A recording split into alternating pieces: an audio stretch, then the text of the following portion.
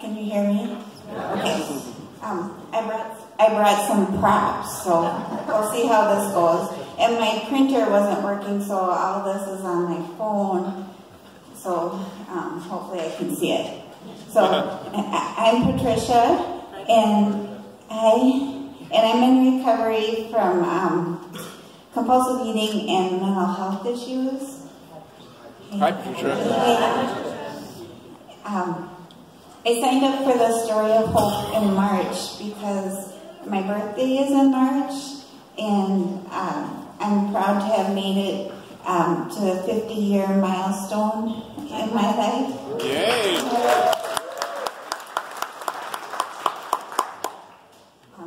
50 years ago and 2 weeks ago, on a Monday evening in the hills of Pennsylvania, 2 baby girls were born 10 minutes apart. And my twin was 8 pounds, and I was 7 pounds. Yeah. And I think it's pretty remarkable that we were so big and healthy, and not as remarkable as like Jesus's circumstances of his birth, but pretty cool. And but my dad was disappointed that not one of us was a boy. And he's gotten over it a bit now. He's got four adult daughters that are really helping him in his 80s. So I think he sees the wisdom of God, and God was not disappointed that Peggy and I were girls.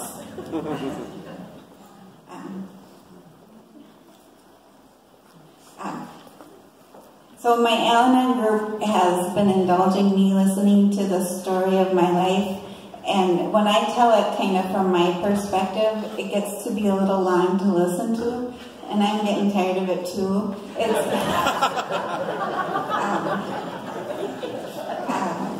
It's kind of how everybody in my life abandoned me and let me down and gave me bad advice. So I'll tell you a brief story of the most problematic parts of my life and most joyful in the end too. But it's from God's perspective, or my higher power's perspective. So in the suburb that I'll call Happy Valley, I enjoy playing in the woods near my house a lot. And here's my prop for this is my 4th grade self-portrait. Yeah.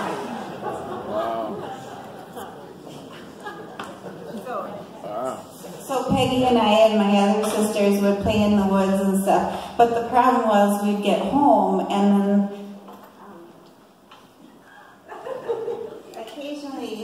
occasionally this shame monster would show up and be like, "Damn kids, blah, blah, blah, blah, blah." And so that wasn't very happy, that part of it. And the monster was trying to get in my head, trying to internalize the shame. And so what I did as an adolescent was I felt like if I could run super fast, like in track and in athletics, I could run away from the shame monster. And so I had some success. Yay. Thank you.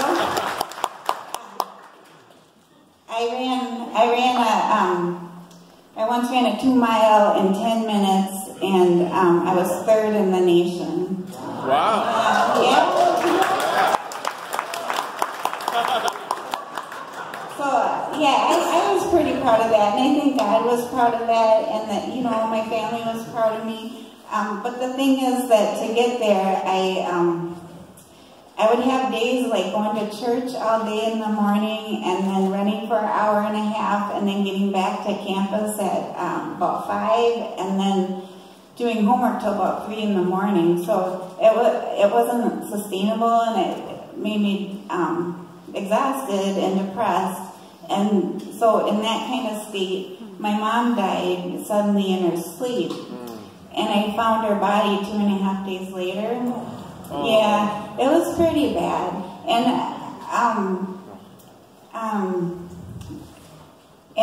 it was kind of like the story, like a similar story of the story of Job in the Bible, where he lost his family, his livelihood, his what else, wealth, health. So all that happened to me, and I couldn't make a living. I was super depressed. It was hellish. And then I had to deal with the stigma of mental illness, and that stigma is kind of like there's a moral failing for people with mental illness, and they get shunned from society, and I think that's in the story of Job too, with his friends coming and telling him, you know, it's his fault or whatever they tell him. So. But God knows differently about stigma and mental health issues. God has compassion for us, and because of that experience, the hospitalizations and the time that I had to spend healing without being able to work very much, I have a lot more compassion for marginalized people in our society, and I think that's a very important thing, and I wouldn't have had that without that experience. So, and through this church and 12-step groups, talking to friends, and love from my husband, I'm finding the support to discern what's really important and how to accept myself without having to prove myself, and, you know, by exhausting myself or other ways. So, there's hope, even if your life has gone to hell, in God's love that's reflected here. Thank you.